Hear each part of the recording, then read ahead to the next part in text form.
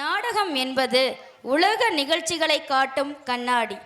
பெற்றோர்களின் செயல்பாடுகளையே குழந்தைகள் பிரதிபலிக்கிறார்கள் என்பதை இந்நகைச்சுவை நாடகத்தின் மூலம் வெளிக்காட்ட வருகிறார்கள் எம் பள்ளி மாணவர்கள்.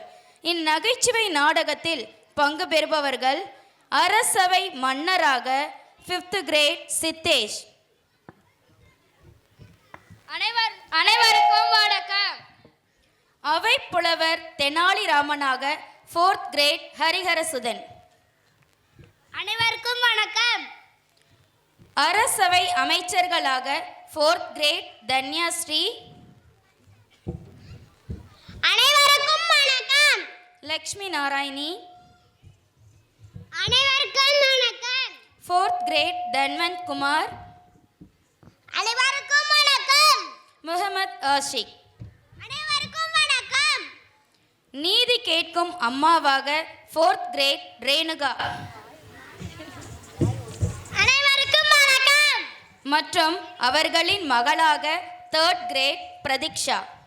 அனைவருக்கும் வணக்கம். வாயிற்காவலர்களாக 3rd and 5th grade Sabareesh and Harish. அனைவருக்கும் வணக்கம். பணி பெண்களாக 2nd grade Afra Mariyam and Lakshaya Sri.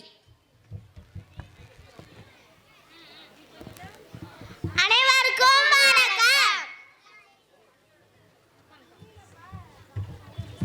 ராஜாதி ராஜா, ராஜா கம்பீர, ராஜா குலோத்துங்க, ராஜா மார்த்தாண்ட, மன்னர் 3ஆம் புலிகேசி வருகிறார் வருகிறார் வருகிறார்.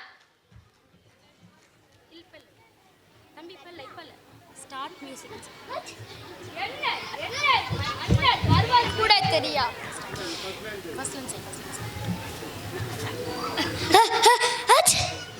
என்ன என்ன இது, மன்னர் வருவது கூட தெரியாமல் காலையில உறக்கம், இரவு முழுவதும் செல்போனில் பப்ஜி டிக்டாக் ஃப்ரீ ஃபயர் விளையாடிவிட்டு இங்கு வந்து உறக்கமா?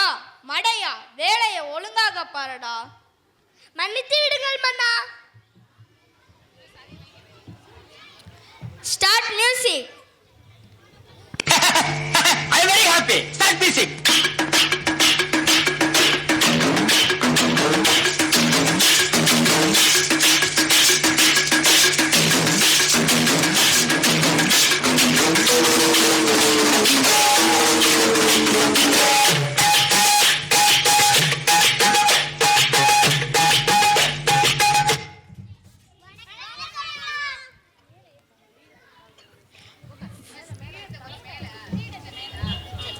வணக்கம். அமருங்கள் அமைச்சர்களே. சரி சரி அமைச்சர்களே, இன்று என்ன விவாதம்? வணக்கம் அண்ணா. இன்று நம் நாட்டில் பல பிரச்சனைகள் தலைவிரித்து ஆடுகிறது மன்னா. தலைவிரித்து ஆடினால் என்ன, அதை இழுத்து கட்டி விடுவது தானே. சரி, அப்படி என்ன பிரச்சனை? மன்னா, செல்போன் பிரச்சனை தான் மன்னா.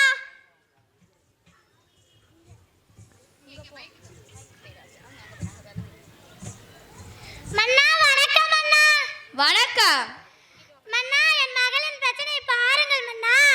ஆமாம், இவளுக்கு என்ன ஆயிற்று? கையில் போனே இல்லாமல் போன் இருப்பது போல் விளையாடி கொண்டிருக்கிறாளே. ஐயோ, இந்த பரதாமலே ஏன் கேட்கிறீர்கள் மன்னா? இரவும் பகலும் செல்போனில் விளையாடி விளையாடி இப்படி ஆகிவிட்டாள் மன்னா. இதற்கு ஒரு வழி கூறுங்கள் மன்னா. ஓ அப்படியா? அமைச்சர்களே, இதற்கு ஒரு வழி கூறுங்கள்.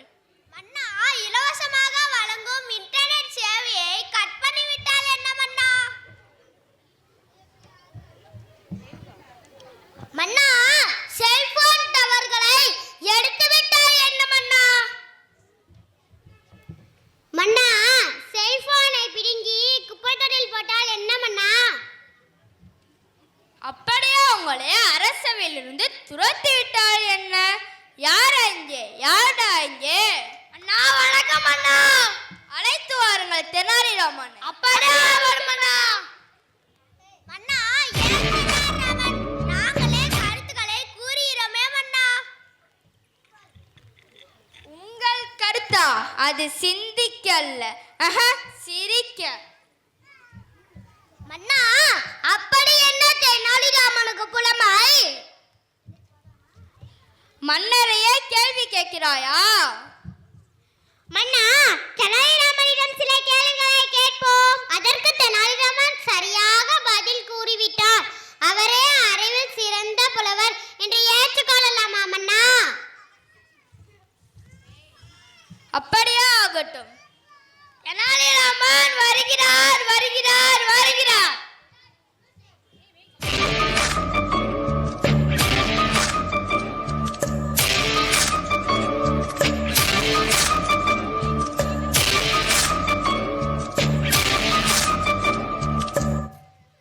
வணங்குகிறேன் மன்னா. வாருங்கள் தெனாலிராமா. தாங்கள் என்னை அழைத்ததன் நோக்கம்? தெனாலிராமா, நான் இப்போது உங்கள் புலமையை நிரூபிக்க சில கேள்விகளை கேட்க போகிறேன். அதற்கு சரியாக பதில் கூறிவிட்டால் தாங்களே அறிவில் சிறந்த புலவர் என்று அறிவிக்கப்படும். அப்படியே ஆகட்டும் மன்னா. அமைச்சர்களே, கேள்வியை நீங்கள் கேட்கிறீர்களா அல்லது நான் கேட்கட்டுமா?